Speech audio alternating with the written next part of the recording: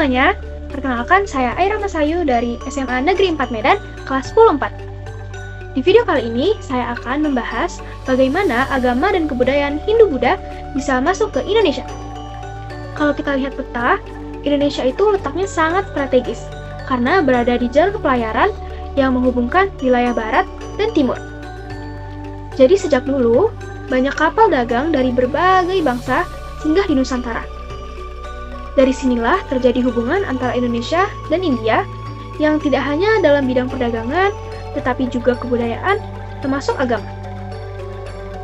Nah, para sejarawan punya 4 teori utama tentang bagaimana proses masuknya agama Hindu-Buddha ke Indonesia. Yuk kita bahas satu persatu.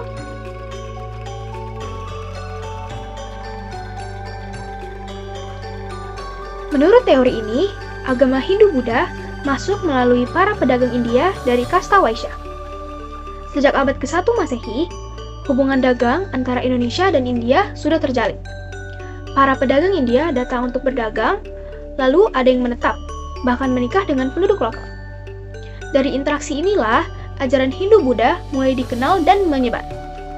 Namun, teori ini juga memiliki kelemahan.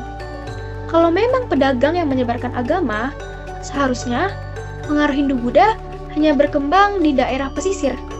Tapi faktanya, banyak kerajaan Hindu justru berkembang di wilayah pedalaman.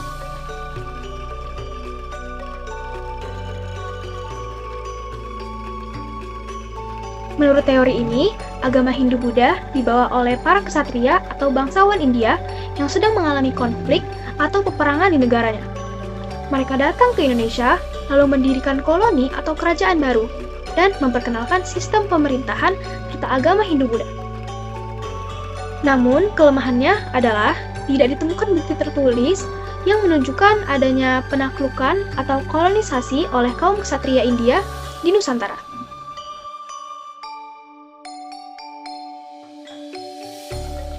Menurut teori ini, para Brahmana atau pendeta Hindu datang ke Indonesia atas undangan para penguasa lokal. Tujuannya adalah untuk melakukan upacara keagamaan dan melegitimasi kekuasaan raja agar dianggap setara dengan raja-raja di India. Teori ini juga diperkuat oleh adanya prasasti-prasasti berbahasa Sanskerta dan huruf Pallawa yang hanya dikuasai oleh kaum Brahmana. Tetapi teori ini juga diragukan karena dalam ajaran Hindu ada larangan bagi Brahmana untuk menyeberangi lautan.